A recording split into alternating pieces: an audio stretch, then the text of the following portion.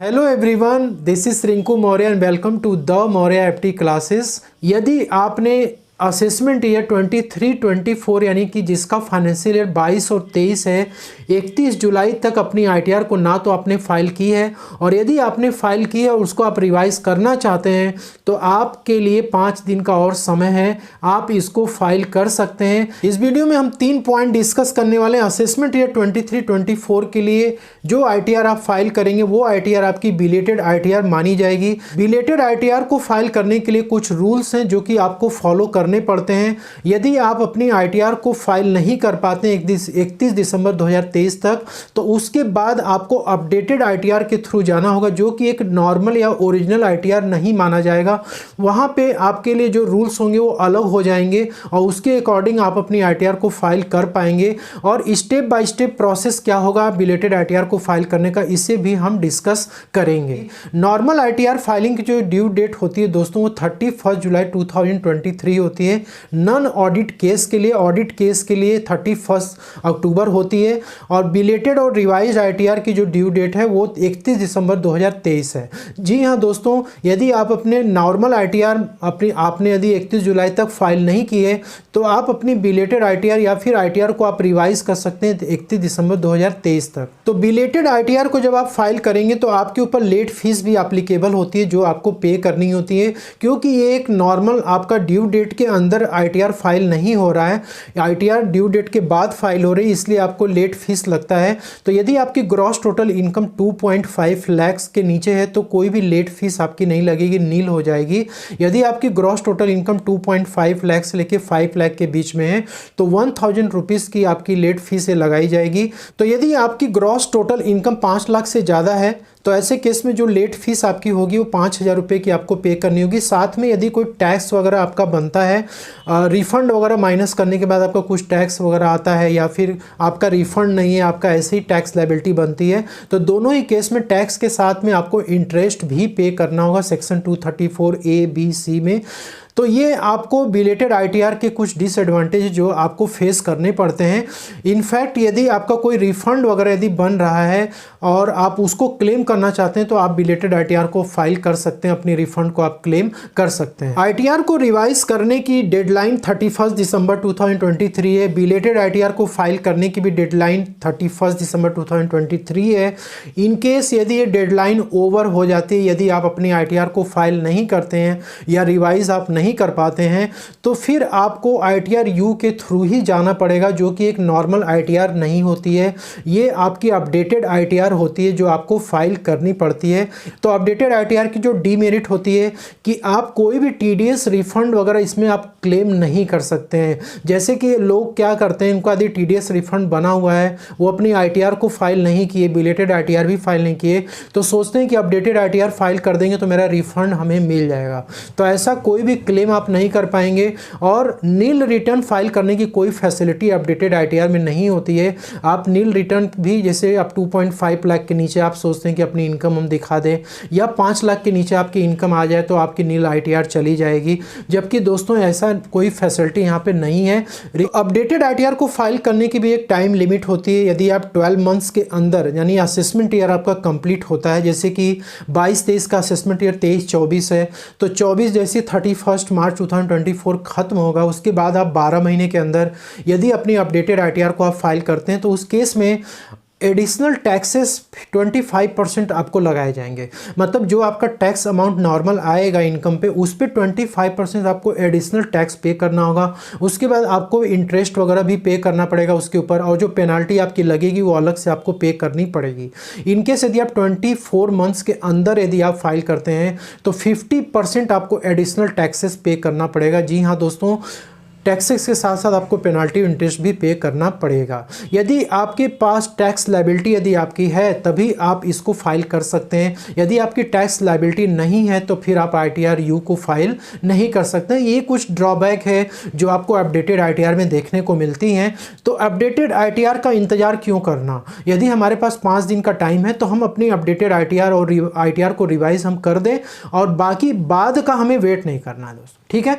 तो अब किस तरीके से आईटीआर को फाइल किया जाता है, अपडेटेड आईटीआर हो या रिवाइज्ड आईटीआर हो, स्टेप बाय स्टेप प्रोसेस हम डिस्कस। बिलेटेड आईटीआर फाइल करने के लिए आपको इनकम टैक्स के पोर्टल पे आना है और यहाँ पे आपको ई फाइल वाले सेक्शन में आपको क्लिक करना है। Income tax return file income tax return पे क्लिक करना है।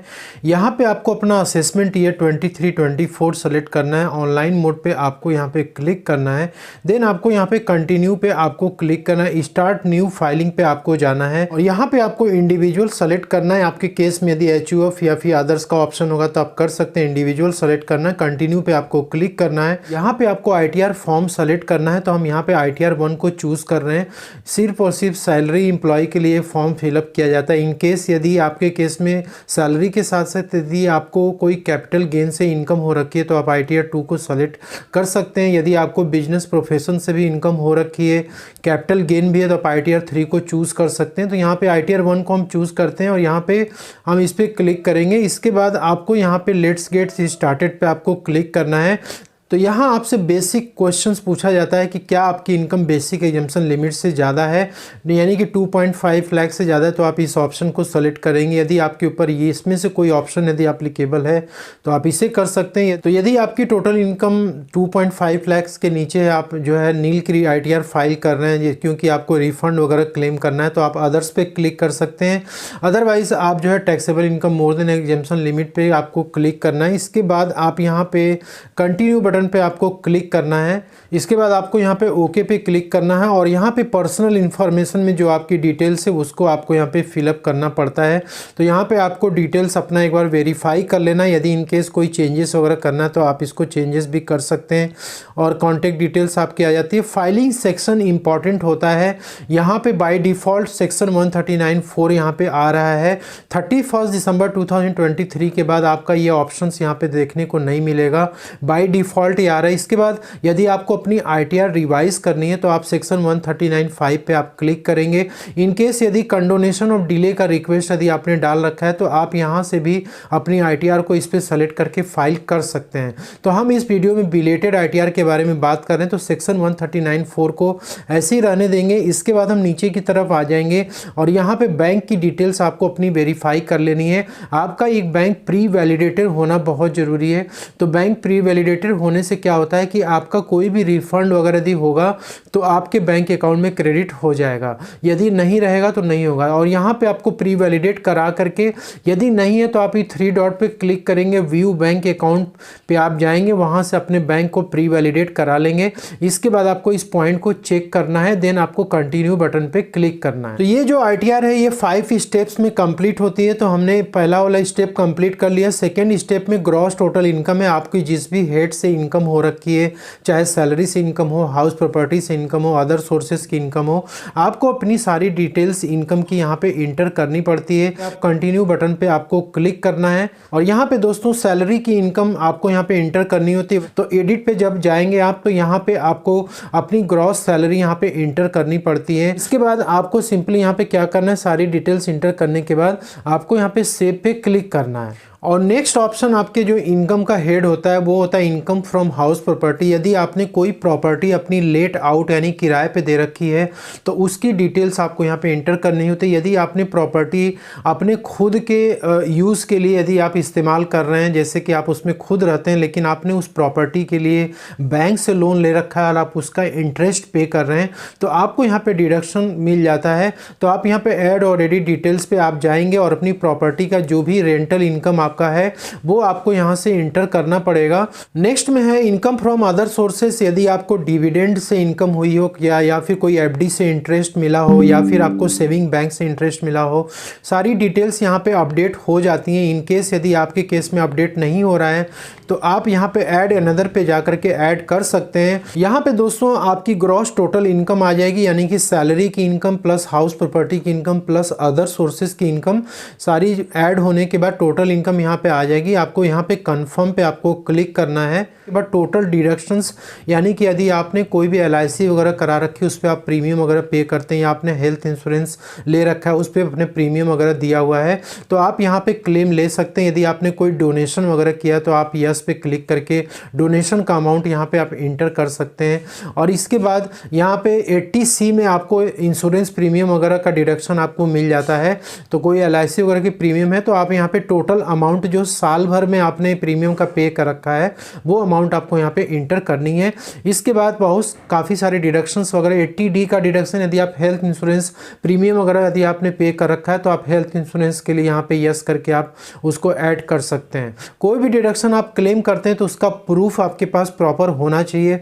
विदाउट प्रूफ आपको यहाँ पे कोई भी फेक डिडक्शन क्लेम नहीं करना चाहिए, क्योंकि इससे आपको नोटिसेस वगैरह आ सकती हैं। इसके बाद आपको यहाँ पे कंफर्म बटन पे आपको क्लिक कर देना है। इनकेस यदि आपने पहले से कोई एडवांस टैक्स आपने पे कर रखा है या फिर सेल्फ असेसमेंट टैक्स पे कर रखा है तो उसकी भी डिटेल्स इसमें ऑटोमेटिक आ जाती है। इनकेस यदि इसमें नहीं आ रही है तो उसको भी आप यहाँ पे ऐड कर सकते हैं। तो टैक्स पेड वाले ऑप्शन में आपने जितने भी टैक्सेस वगैरह अब तक पे कर रखे हैं उसकी सारी डिटेल्स आपको यहाँ पे देखने को मिलती है। तो यहाँ पे आपका जो TDS पे यदि सैलरी पे कोई TDS कटा है तो उसकी डिटेल्स आपको यहाँ दिखेगी। यदि अदर देन सैलरी पे TDS कटा है तो वो आपको यहाँ पे अमाउंट शो करेगा, क्योंकि जो व्यक्ति TDS काटता है उसको TDS रिटर्न फाइल करनी ज़रूरी होती है। TDS गवर्नमेंट को डिपॉजिट भी करना ज़रूरी होता है। तो यहाँ पे ऑटोमेटिक ये चीज़ें अपडेट हो जाया करती हैं। इसके बाद यहाँ पे यदि कोई self assessment test advance tax आपने पे कर रखा है तो आप यहाँ पे शो डिटेल्स पे जाएंगे, और यदि आपका यहाँ पे अपडेट नहीं हुआ है, आपने पे कर रखा है, तो आप यहाँ पे ऐड भी कर सकते हैं। तो यहाँ पे सारी डिटेल्स होने के बाद आपको कंफर्म पे आपको यहाँ पे क्लिक कर देना है। अब जैसे यहाँ पे दोस्तों आप देख सकते हैं कि ये हमारे सारे टैब कंप्लीट हो चुके हैं। इसके बाद टोटल टैक्स लायबिलिटी का ये ऑप्शन आ रहा है।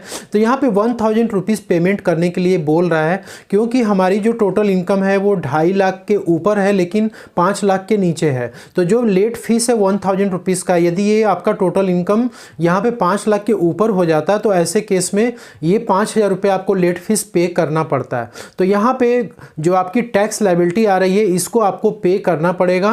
ठीक, तो यहाँ पे 1000 रुपीज़ को पेमेंट आपको करना है। यहाँ पे पे लेटर और पे नाउ का 2 ऑप्शन मिलता है।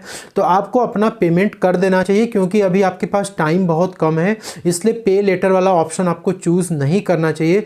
तो आप यहाँ पे पे नाउ पे क्लिक करेंगे और तो जैसे ही आप पेमेंट यहाँ पे आपका सक्सेसफुल होगा, आपके स्क्रीन पे जो है एक चालान जो है जनरेट होकर के आएगा, जिसको आपको डाउनलोड करना होगा।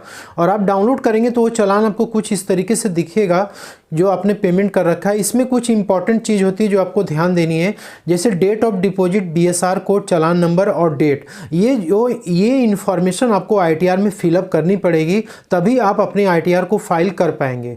तो यहाँ पे आप टैक्स पेड वाले ऑप्शन में आप आ जाएंगे, और यहाँ पे जैसे मैंने पहले भी बताया था कि यदि आपको पहले पेमेंट अपना कर देना है, उसके बाद आप यहाँ पे डिटेल्स अपना अपडेट करेंगे।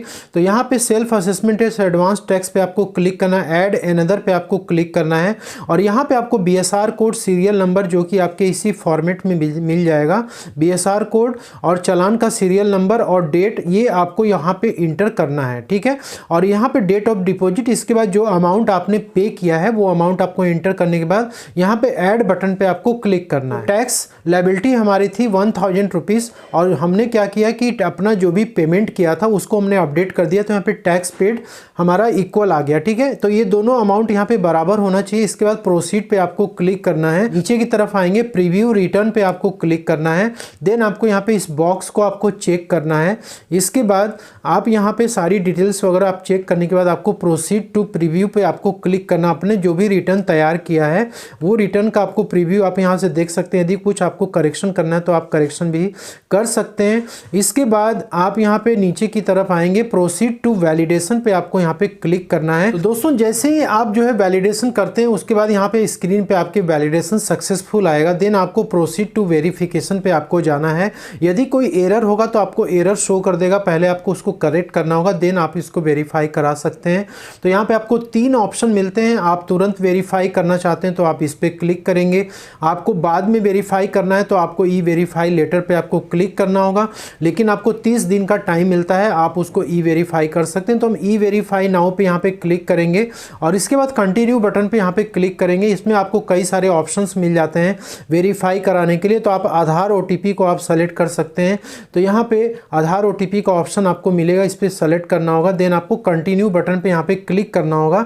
देन आपको यहाँ पे agree to detail generate Aadhaar OTP, जैसे आपको क्लिक करते हैं आपके मोबाइल नंबर पे जो आधार से लिंक है उस पर एक OTP जाएगी और आपको OTP इंटर करना होगा। देन आपको रिटर्न को सबमिट करना होगा। तो जब आप उसको सबमिट करेंगे तो आपके स्क्रीन पे आएगा कि आपका your return has been successfully submitted. तो दोस्तों इस तरीके से अपनी बिलेटेड ITR को आप फाइल कर सकते हैं। एंड आई होप कि आपको सारी प्रोसेस समझ में आ गई होगी। तो मिलते हैं अगले नेक्स्ट वीडियो में, तब तक के लिए जय हिंद, जय Bharat. Thank you so much for watching.